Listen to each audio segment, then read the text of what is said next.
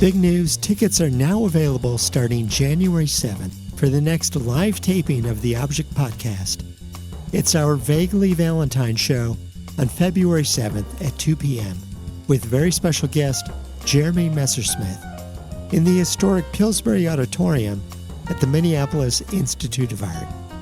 The Object Love Don't Go Breaking My Art with fun quizzes and prizes, storytelling, music, curator conversation, and more. All about the comedy and tragedy of the heart and love, an irreverent romp with Orpheus and Eurydice, Eros and Psyche, and other classical couples whose stories have long captured our imagination and art. Tickets are free but limited. Go to the tickets page at the MIA website, artsmia.org, and get your tickets today. Now, on with our New Year's Minisode. On January 7th, 1889, Vincent van Gogh writes his family a letter. Dear Mother and Sister, for several weeks already, I have firmly intended to write you a word or two to wish you a truly prosperous and happy New Year. Well, I am pretty late in doing this. I think you may feel inclined to excuse me if I tell you that in December I was indisposed. But at the same time, I can inform you that I have completely recovered and am at work again, and everything is normal. Well, everything, of course, is not normal.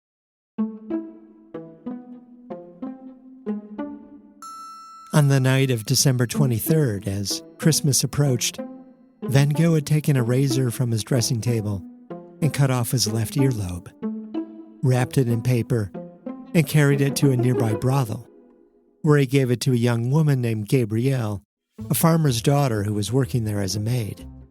She fainted on the spot. It's hard to say why exactly Van Gogh did this, any of this. He is 35 years old, living in Arles in the south of France, having tried a number of occupations over the years.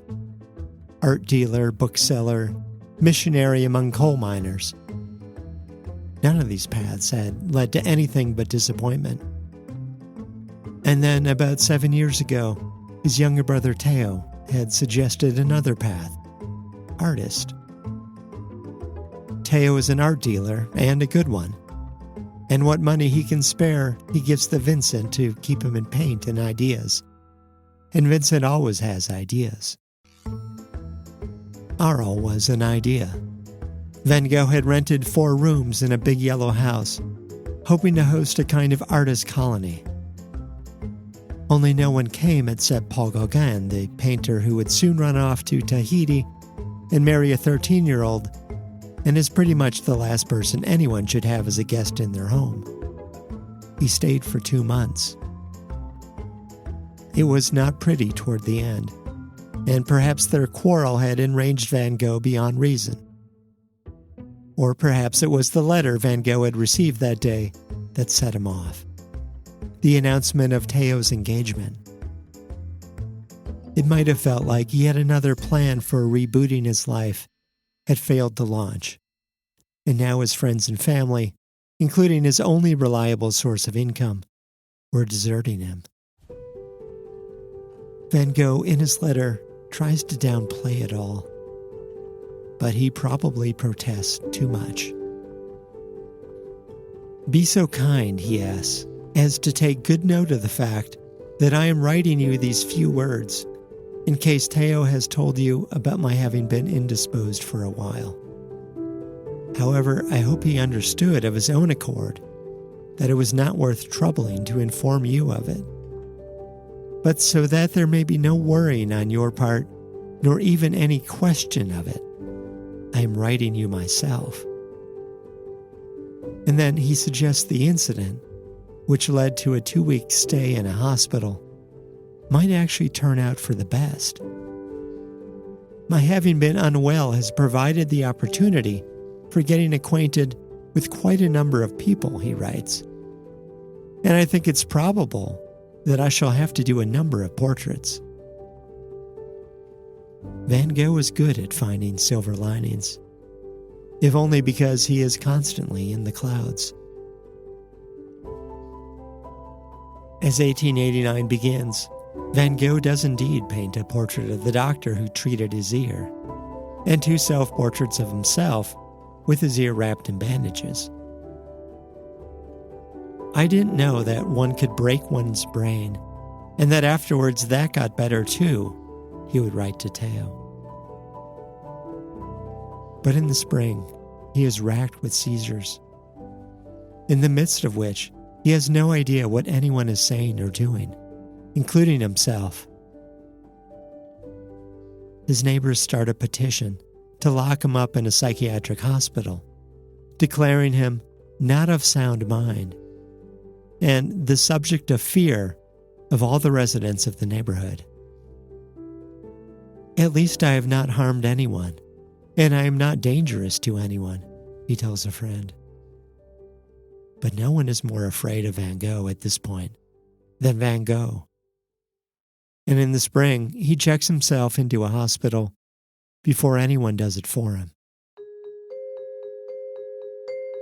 The hospital is a 12th century monastery called St. Paul's, a stone building in the countryside, which is its own kind of silver lining. There are fields of wheat he can see from his small cell, and beyond that, olive groves, which he wanders once he is free to leave. Too beautiful for us to dare paint, he says of the groves, though he does anyway. 15 paintings between June and December of 1889, including the one at the Minneapolis Institute of Art, with its hot sun and gnarled trees. A hard and coarse reality, he says of the scenes. Even when he is free to leave, however, he always returns. In June, he writes Theo, "I'm in good health, so-so. I feel happier with my work here than I could outside.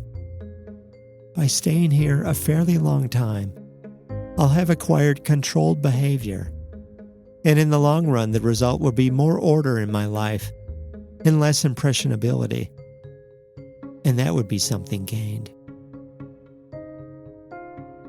The place is only about half full, so that Van Gogh is the run of it, occupying a prime room on the second floor and a studio space on the first.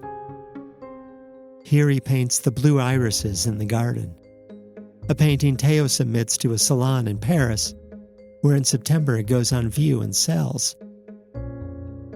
Here, one summer morning before the sun is up, Van Gogh stares out at Venus, the morning star he calls it, and has the idea for his most famous painting.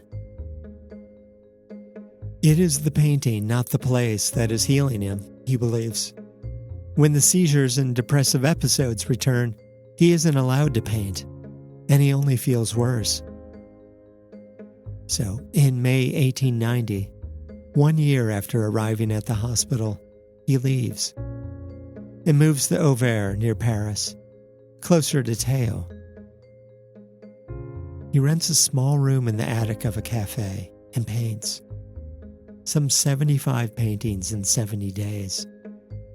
100 sketches and drawings of the village and the forests and fields around it. Somehow, it never seems enough. He can't imagine ever getting better, ever becoming independent. And one day, at the end of July, he sets off as usual to draw in the countryside and doesn't return for dinner. He had always been as generous in his hopes for others as he was with himself. In an earlier New Year's letter, at the start of 1885, he had advised his friend and tutor, Anton, to consider that if you keep working like this for the whole of the year 85, you'll make more progress in 1 year than many others in 3 years. To Theo in 1882, "I just sent you my best wishes for the new year. May it be a good year for you in every respect. And egotistically, I add for me too." Certainly, his hopes for others' good fortune were more successful than his own. But in his New Year's letter to his family, that January of 1889, having come through the ear incident, and with only 18 months to live, he writes that his hopes are high as they have been in a long time. Though perhaps he is trying to convince no one so much as himself. I so much hope everything is all right with you all, he writes, especially your health. As for myself, my having been indisposed for a few days has in fact refreshed me considerably. And I think there is a chance that there will be nothing the matter with me for a long time to come.